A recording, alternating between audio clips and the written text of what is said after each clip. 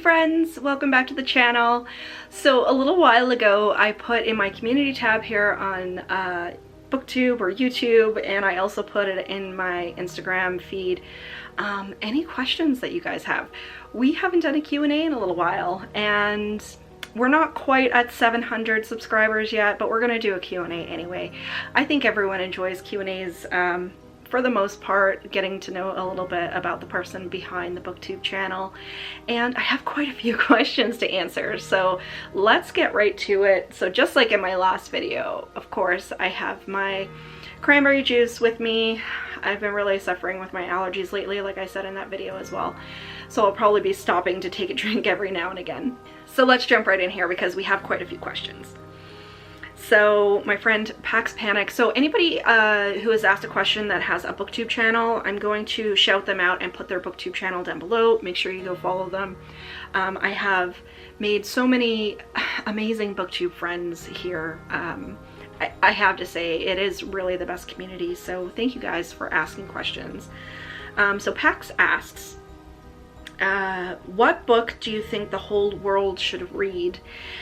And for this one, and I know I've given this, or I've shouted out this book many times on the channel, and it was my #1 read of 2020, and that is My Dark Vanessa. Now, I know a lot of people would not be able to read this book, just because of the subject matter. So if you don't know anything about this book, it has to do with a teenage girl, I believe she was 16 at the time. I believe she was 16, who had a relationship with a teacher, and it's kind of a split timeline because she's flashing back to the experiences that she had with him, and then years later another one of his students who actually went to school after her is now accusing him of SA and of grooming her and of having a relationship and stuff. So she's now questioning, because she has thought all along that this relationship was love and it was an okay thing to be happening in all of this. So she's really dealing with a personal struggle with how she's thinking about her own situation and what this other girl is saying. And the flashbacks that she has to when she's a teenager they're very graphic. They're very, very graphic, and it is very disturbing, and it's hard to read. And this man definitely did groom her into thinking that this was an okay situation. And with this kind of the situation that's happening with a lot of women these days, you know, SA is very multidimensional, is very multi-layered, and not every situation is the same thing. Not every situation is a stranger who grabs a woman and holds her down and all of that. It's very multi-layered, and this situation, I think, really makes the reader think, because they're even questioning it themselves of, you know, she consented, she didn't consent, he was grooming, he wasn't grooming, all of this sort of thing. And it heavily references Lolita in the book. So what I would really like to do is actually read Lolita. I have it downloaded on my Kindle, and then reread My Dark Vanessa to see the parallels between the two situations and the two stories, just because it was so heavily referenced. I believe Lady Jane Books did a comparison over on her channel. She did the same thing, and so as hard as it is to read, I would like to do that, and I think everybody should read that book, because a lot of people think of these situations as very linear, and what is abuse, what isn't abuse, that sort of thing. So it's really, really important, and if you can handle the subject matter, I think it's an important read. So really, really difficult, but probably my top, kind of gonna struggle with this one, but it's probably my top read of all time. I love this book. I think everyone should read it. And next, my friend E.D. Lewis, so another booktuber, I'll leave his channel linked below. He asks, what is it about horror that draws you to it? And this is such a difficult question to answer. I think it's a lot of things. I really do. It's the same thing with horror movies, not just horror books, because people say to me quite often, how can you watch that stuff? Like, as if it's, you know, it's something that they would never be able to handle. And for me, like, some people like going on roller coasters or rides or whatever the situation is to get their thrills. And for me, it's horror. It's being scared. And so that's one thing. It's my thrill. It's definitely the type of adrenaline that I'm attracted to, the jump scare and the whole thing with that. Another thing I think is because I've always very much been drawn to the darker side of life, Memento Mori and Black and Victorian things, and it's just very much my style. It's been there through my whole life. And then the other thing, I think, so it's the aesthetic as well. It's the thrills that I get from either reading something or watching something that is just scaring the heck out of me, and I can't sleep. I have to sleep with the lights on. And then the other aspect, and this kind of wraps into what kind of horror that I love, because horror is such a wide genre, and it's a really big misconception of what people say, like, oh, horror is all the same thing. It really isn't. Horror is a very wide genre, and then of course you have all of the horror adjacent with all of the thrillers and all of that sort of thing. But for me, I love supernatural horror, ghost stories, occult, demons, that kind of thing. And I think that stems from my growing up in a haunted house and my own experiences with that sort of thing. And I know what it's like to be in a house that crap is happening and you're really, really scared. And so, funny enough, like, those real life situations that to me are very real is something that can happen. You know, it definitely draws me. That's what really scares the heck out of me. It's not, as much as I love slashers, especially like classic slashers, they're great and they're entertaining, but to me, they're not really scary. Like, they have some good jump scares in them and you're wondering what's going on and you're wondering who's gonna get killed. But for me, it's definitely the supernatural, the haunted houses and stuff like that, and demons and the occult and that sort of thing. So it's kind of a multi-layered sort of answer, and it's kind of a non-answer as well, but it's just the whole adrenaline that I get from it. I want it every single day. I want to sit down and watch a movie that's going to scare the crap out of me. And interestingly enough, story time. So Matt and I went to see Annabelle in the theater, and we were living in our condo at the time before we got our house. And I remember, if you've seen Annabelle, there's a scene where she goes into the basement and she hits the button to go back up to her apartment, but when the doors open, she's still in the basement. And she hits the buttons and the doors close because there's something sinister in the basement, and the doors open and she's still in the basement. And it's that whole fear of being locked somewhere that you know there's a creature and you can't get out. Like, the elevator is not going up and the stairs are all the way over there, and you know, that whole thing. So when we got home, Matt says to me, he's like, you take the garbage down, I'll go walk the dog. And I know why he said that, because he was scared shitless just as much as I was. So our garbage room in our condo building was in the basement. So I took the garbage and I had to go down by the elevator, and we had the slowest elevators in the world. And that night, like, I was scared shitless. I was totally freaked out. I went into the basement, I flipped the garbage in the general vicinity of the garbage room. I didn't get it anywhere near a dumpster, and I ran and just started hitting the button for the elevator. And that's what I want. I want to have the crap scared out of me that way. That's how I get my thrills. I'm not into, you know, going on roller coasters or going on rides or doing other things that people get their thrills from. For me, it's the horror. It's definitely the jump scares and being scared shitless. So very long answer, kind of a non-answer, but that's the best I could do. So Zach from Shady Side Library asks, what is your favorite adult vintage horror paperback? And, you know, I've got to go with a classic answer for this one, because I haven't read a whole lot of Stephen King. I haven't read a whole lot of, like, you know, Peter Straub or John Saul or any of those guys. But my favorite adult vintage horror to date is the original Dracula. I remember when I was 12, my mom got me Bram Stoker's Dracula, the movie with Winona Ryder in it, and I fell in love with the movie, and so I asked her to get me a copy of Dracula, and I remember reading that so often, and it's been years since I've read it, and from there that kind of led me into, because I had read mostly like R.L. Stine and R.L. Stine and Christopher Pike and point horror and stuff like that up until that point, and that kind of kicked off my love of getting into more adult stuff. That sort of led me down the path of Anne Rice, and so I started off, of course, with Interview with the Vampire, but it was Taltos that was my favorite book out of Anne Rice. So those two, I would have to say, like the original Dracula and then Taltos by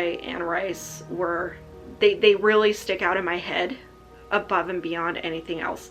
But I have to say that, you know, middle grade and YA is probably definitely a go-to more so than the adult stuff, because Anne Rice can get very wordy and very slow. So yeah, I definitely have to say it was Dracula. Led me down a whole new path with my reading. Okay, so that's all the questions I had on my community tab. So now going into the questions from Instagram. So my friend Jackie asks, is there another vintage horror book series that you would like to see made into a Netflix show? So of course Netflix has done Babysitter's Club, they've done the Fear Street books. It wasn't really a series, it was a kind of like a series of movies, like 2-hour movies. There's 3 of them, and now they're working on Christopher Pike's Midnight Club. So I would say I hope they're planning on doing more of Christopher Pike's books, because he was my go-to, even more so than R.L. Stine when I was growing up. He has a very different writing style than R.L. Stine, and I have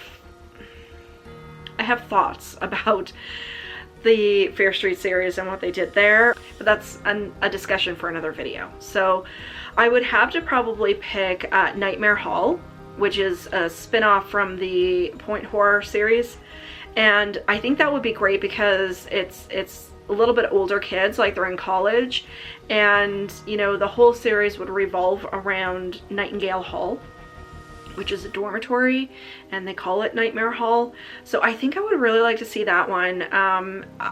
It's not very recognized, I have to say, even within the horror community. Like Nightmare Hall isn't talked about a whole lot, like not like Christopher Pike or Fear Street or Goosebumps or point horror or whatever. So I think Nightmare Hall would actually do quite well as a Netflix series. However, Netflix has a habit of really ruining things, like I said, with the Fear Street movies. I think I have a lot of thoughts about that, and I didn't hate them. They were great. But I think it lost its way. We'll just leave it at that. So I hope they do more of the Christopher Pike. I hope they do a good job. I hope they, you know, really stick to the stories the way they're supposed to be, and I would love to see Nightmare Hall as well. Okay, I'm gonna skip the next question because I'm gonna have to make a list. So going on to the next one, do you have a favorite snack when you're reading? And I love to eat, so I eat just about anything, but I have to say usually chips, like chips and a pop. While I'm reading, if it's like during the day or in the evening. If it's in the morning, definitely like coffee. Definitely, whether it's a hot coffee or a cold brew or a latte or whatever. Mornings, definitely coffee. And then afternoon, I have these glass, like skull glasses, and I love to pour myself like a Diet Pepsi and have a bag of chips, or even like popcorn or whatever, like something crunchy. I remember when I read, because I was a voracious reader when I was growing up, before I entered into my decade-long reading slump, and I always had bags of chips and a Diet Pepsi when I was reading when I was a kid, especially when we were at my parents' cabin, and we always had that kind of food there.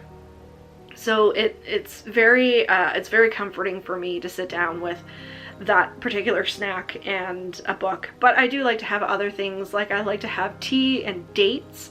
Tea and dates for some reason goes together really, really well. And then like I say, like coffee, definitely. Coffee and chocolate would definitely go together. I don't know what it is with coffee and chocolate and me, but if I have a coffee, it has to have something chocolate to go with it. So I have a friend on Instagram who is a fellow book lover who's also from my home province of Newfoundland, and he wants to know what is my favorite silly Newfoundland town name.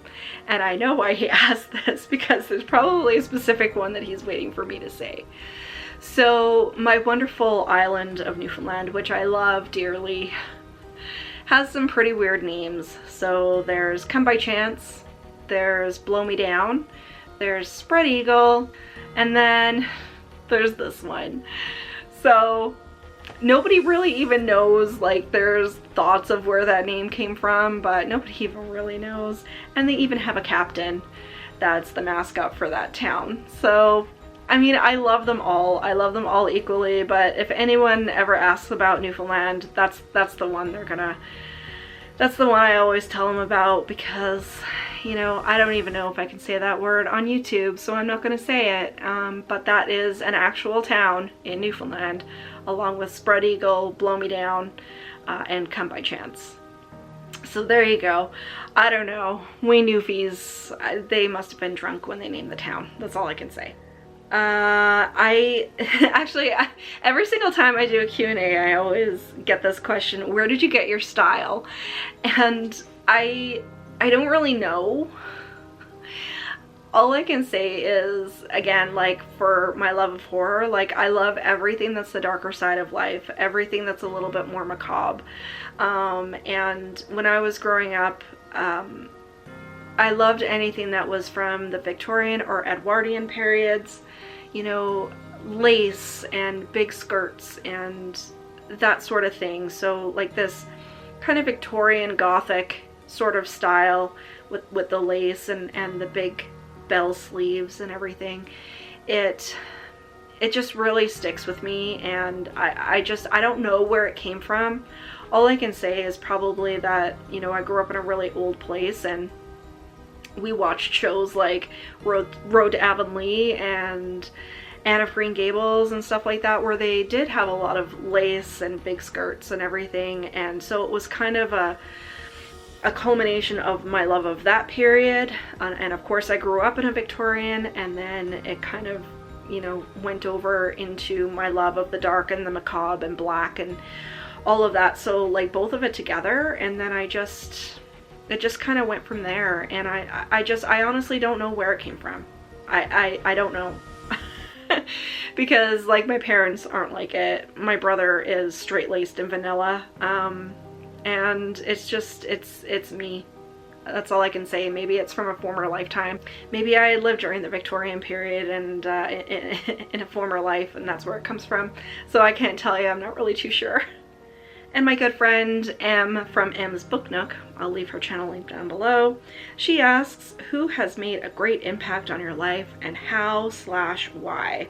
And this is a really difficult question, and I'm not really sure how to answer it, because I'm not sure if we're talking like people that we actually know or people that we look up to, like, you know, in throughout history or in the news or whatever like that.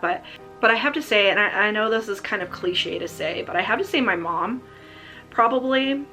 And that's because she is such a forward-thinking woman, and she's a boomer, so she grew up during a time when women were not, you know, out in the workplace a whole lot, and she had aspirations for herself, and she had a hard life growing up. And so she taught me, you know, a lot of things, to be your own person and live your own life and don't listen to what everybody else has to say and all of that. And even though I was taught that, it still took me a long time to learn it. But every time I came up to a difficulty in my life, I'm like, you know, I would think back on the things she tried to bestow into me growing up as a young woman, because, I mean, and especially look what's happening now. Women are losing their rights. not here in Canada, but in the US, and I wouldn't be surprised if some of that is going to spill over here. And she always taught me just to be my own person and independence and stand on your own 2 feet and all of that kind of stuff. So I have to say, like, no matter what I'm doing in my life, whether it's YouTube or in my own family life, my work life, whatever, I always turn back to the things that she has taught me. And my mom was very instrumental in my upbringing as being a reader and an intellectual, and someone who, you know, if I was going to stand behind a statement, to research it and make sure I have the facts. And I remember asking her when I was growing up, like, what does this mean, or what's this, or what's that? And she'd always tell me, go look it up. And so that's very much part of my life now. Like, I'm always researching and learning and lifelong learning and stuff like that, which I think is so important. And I spoke in my last video about, I wanted to learn more about Indigenous studies and life experiences and all of that sort of thing, because I think it's so important. And so I went and I found a course online, and I'm doing that right now. It's 12 weeks. So, you know, lifelong learning is something that she taught me, and just, you know, women are still struggling these days to fit in and get the pay that they deserve and get the life that they deserve. And, you know, so I just, you know, that's the easiest thing I can say there, I think, if we're talking about people that we actually know. So Mom is a great human being. She's a wonderful witch, and, you know, definitely instrumental in me being who I am today. And I know she's crying right now, so. And the next question is, how is it being a horror fan turning 40 versus growing up? Happy birthday. So thank you very much. My birthday was on July 8th, so a little less than a month ago. So how is it being a horror fan turning 40 versus growing up? So funny enough, like, I think horror is one of those things that's so comforting to me, and it actually brings me back into the happiness of my childhood. And just when you think that you've seen all the movies, or you know all the tropes, or you've read all the books, there's still amazing stuff that's coming out, and I am so lucky that I could experience vintage horror when it actually came out, like the 80s and 90s series that people now who are, you know, in their 20s or early 30s, they never experienced that when it actually came out. They had to discover it a little bit later. So I mean, looking at it as a whole, like, it's pretty cool that I experienced that when I was growing up, and even now I'm still discovering new things. I'm still just, like I said, you think you know all the tropes, and you think you've seen all the movies and read all the books, and somebody comes up with a new kind of idea. And that's really, really great as someone who's been pretty into horror and spooky things and thrillers and everything for their whole life. So I mean, I think turning 40, it means I actually have to be an adult now. But like I said, horror is just one of those things. It's a comfort, and it does really take me back to happy times during my childhood. So that's it for that one. What are your most memorable experiences that you had in the past year? So not really relating to books, this one, but I think I did get a promotion through work, which was great. And, you know, I'm kind of still learning how to balance all of that, and learning new things and new workload and all of that sort of thing, and new responsibilities. And it's like, you know, back to turning 40 and being an adult, like, people expect that you're gonna have answers to things. And so that's been really cool to kind of like be sort like within the same company and stuff, but learning new things and trying to be instrumental in actually formulating what's going on with your team and stuff like that. Yeah, and other than that, like, I mean, I live a pretty introverted life, and we don't like too much excitement around here. We are very scheduled people, and you know, so not too much else has gone on that would be memorable, I would say.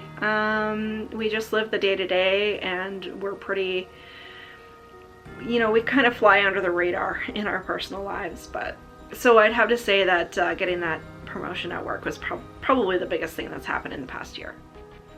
And then I have one that says, what's the one thing that you wish others understood about you? And so probably a couple of things. Number one is that I have a very small circle of family and friends, like very, very small. I have a really low tolerance of bullshit, and so I keep my circle very small, and my own people understand how I am with being an introvert, and sometimes I'll make plans and they have to be canceled at the very last moment.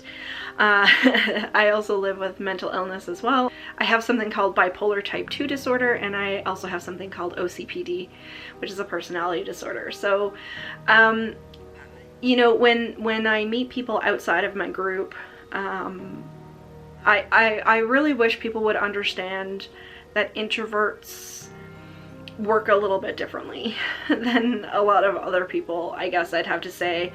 You know, if I don't want to go out on a particular night, or I don't want to do whatever, it's like, you shouldn't take offense to it. It doesn't mean anything. It's not because I hate people. It's not like, it's none of that.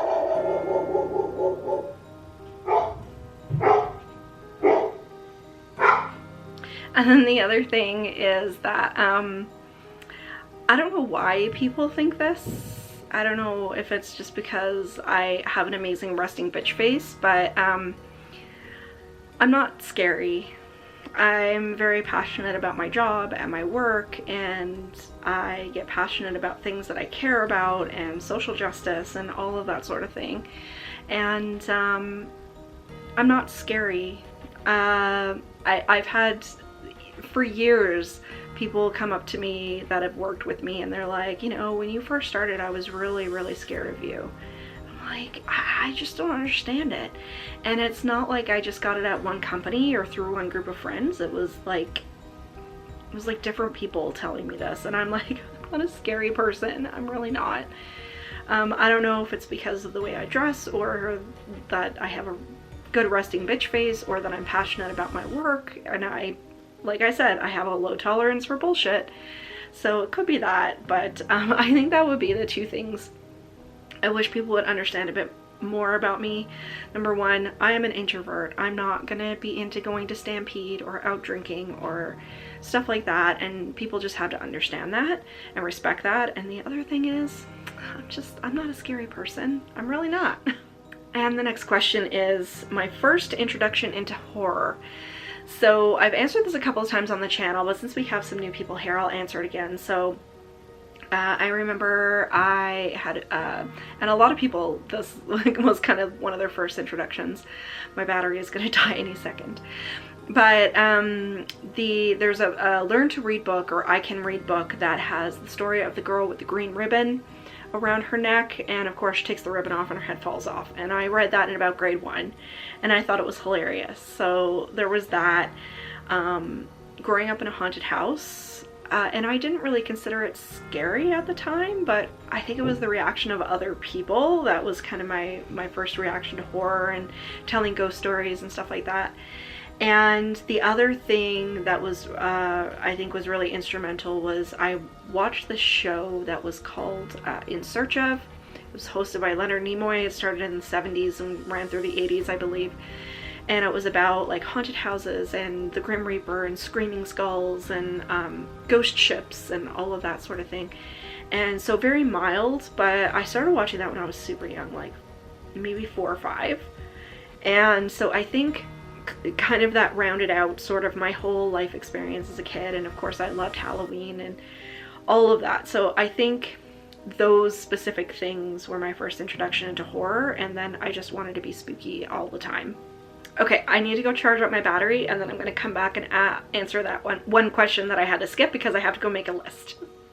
Hey guys, so I decided not to answer this last question. So the question was, what are your 5 favorite Buffy episodes and 5 least favorite Buffy episodes? And the reason why I'm not going to answer is because I think that question deserves a whole video of its own with like clips and discussions and stuff. So if you made it to the end of the video, I'm doing a giveaway of the second copy of All the Lovely Bad Ones by Mary Downing Hahn, because I double clicked when I ordered, so I have an extra copy.